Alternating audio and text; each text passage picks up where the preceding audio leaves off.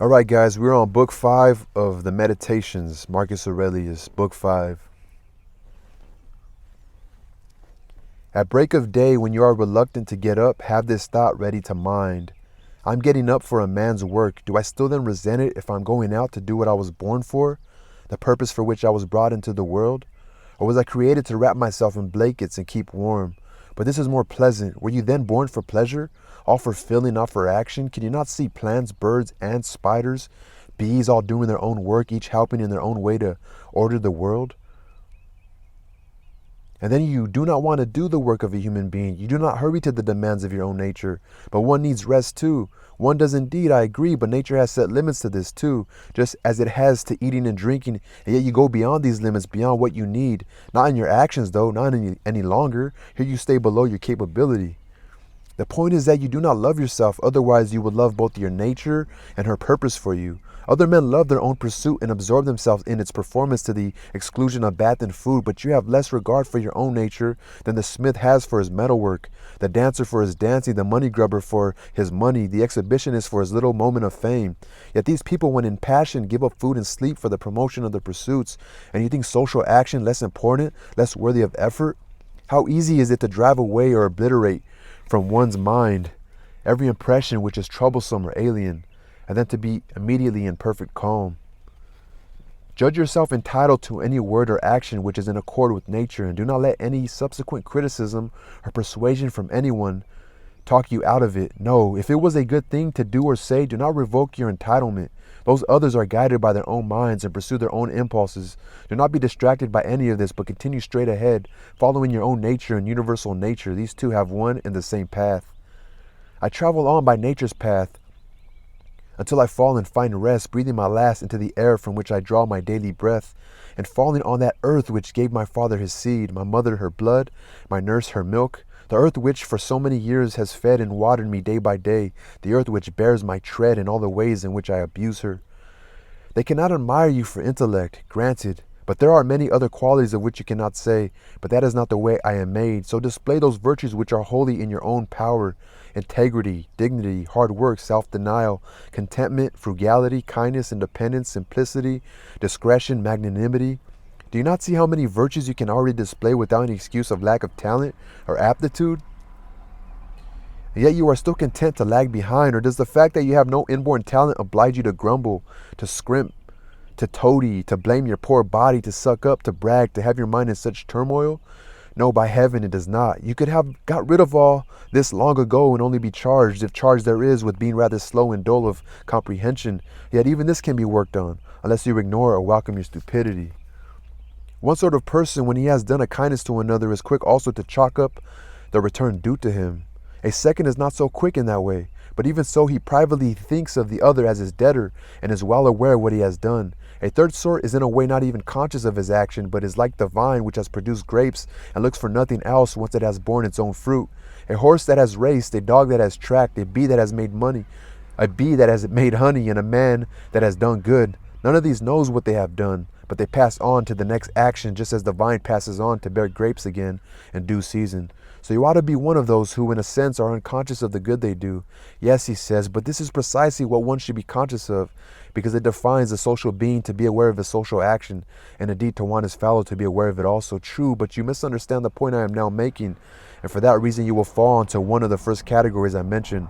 They too are misled by some sort of plausible logic, but if you want to follow my meaning, don't fear that this will lead you to any deficiency of social action.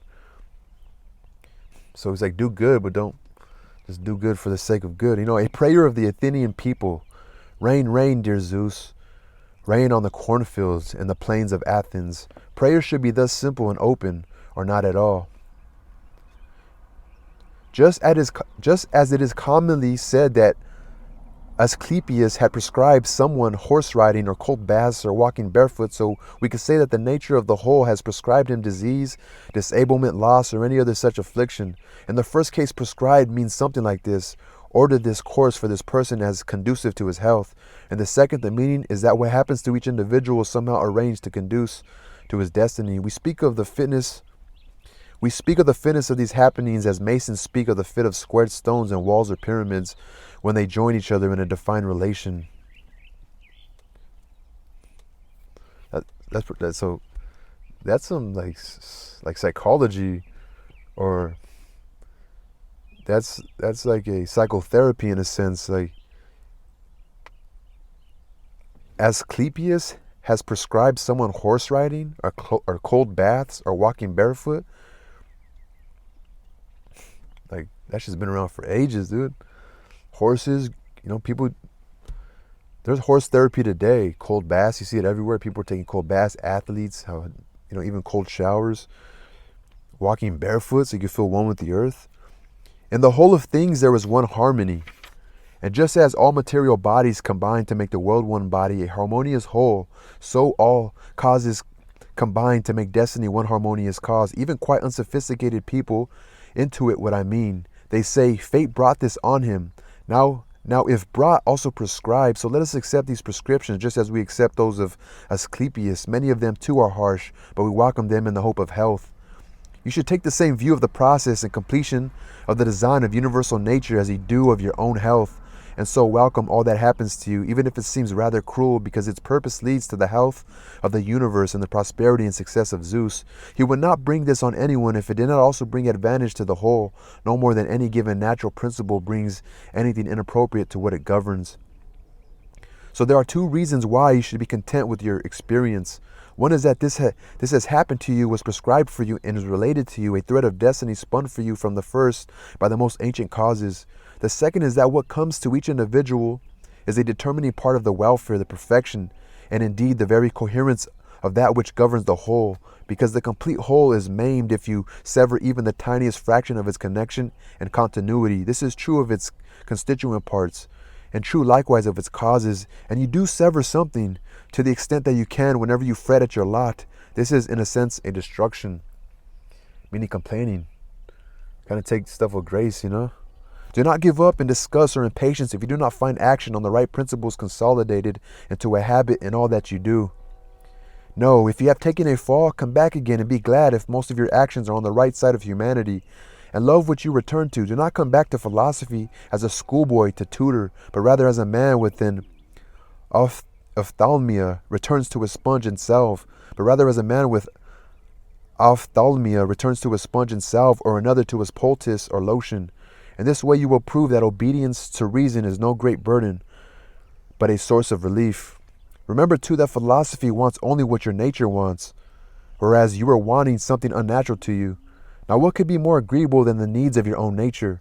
This is the same way that pleasure trips us, but look and see whether there was not something more agreeable in magnanimity, generosity, simplicity, consideration, piety. And what is more agreeable than wisdom itself, when you reflect on the sure and constant flow of our faculty for application and understanding? Realities are wrapped in such a veil, as it were, that several philosophers of distinction have thought them altogether beyond comprehension, while even the Stoics think them hard to comprehend. And every assent we may give to our perceptions is fallible. The infallible man does not exist. Pass then to the very objects of our experience. How short-lived they are, how shoddy. A catamite, a whore, a thief could own them. Go on now to the characters of your fellows. It is hard to tolerate even the best of them, not to speak of one's difficulty in enduring even oneself.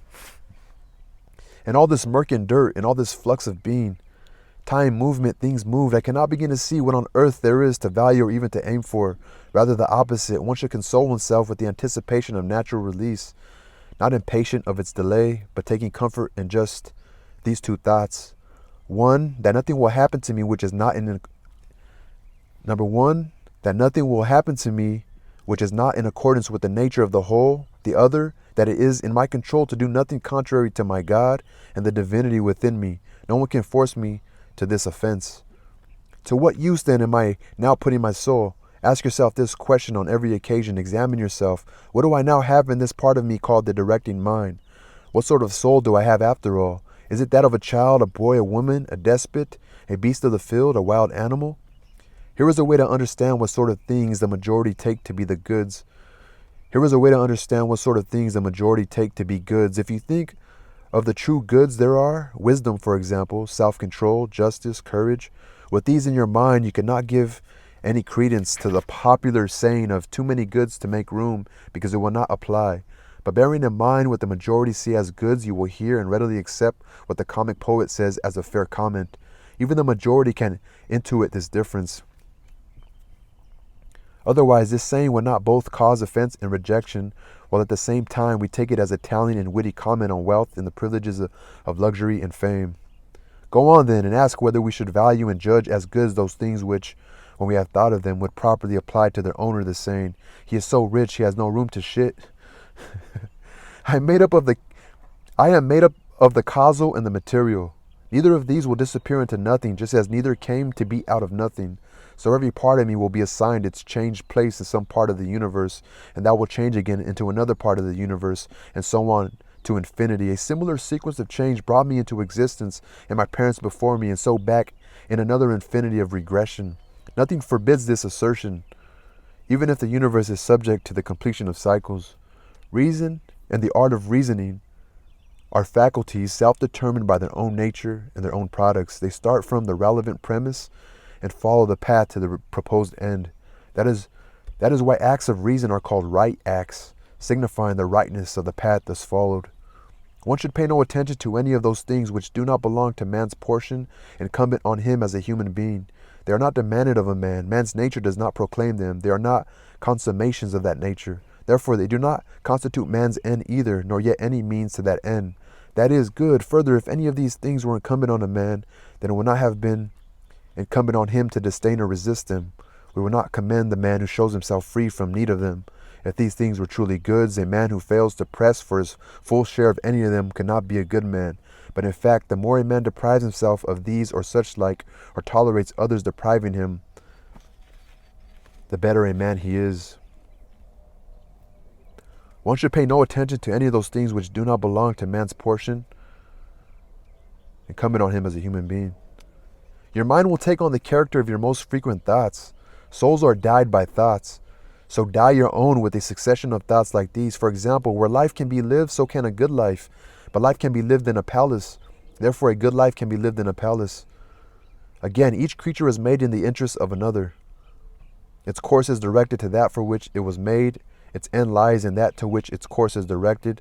And where its end is, there are also for each is its benefit and its good.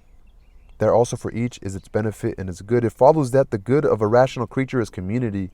It has long been shown that we are born for community, or was it not clear that inferior creatures are made in the interest of the superior, and the superior in the interest of each other? But animate is superior to inanimate, and rational to the merely animate. To pursue the impossible is madness, and it is impossible for bad men not to act in character. To pursue the impossible is madness, and it is impossible for bad men not to act in character. Nothing happens to any creature beyond its own natural endurance. Another has the same experience as you, either through failure to recognize what has happened to him, or in a display of courage, he remains calm and untroubled. Strange, then, that ignorance and pretension should be stronger than wisdom. Things of themselves cannot touch the soul at all. They have no entry to the soul and cannot turn or move it. The soul alone turns and moves itself, making all externals presented to it cohere with the judgments it thinks worthy of itself.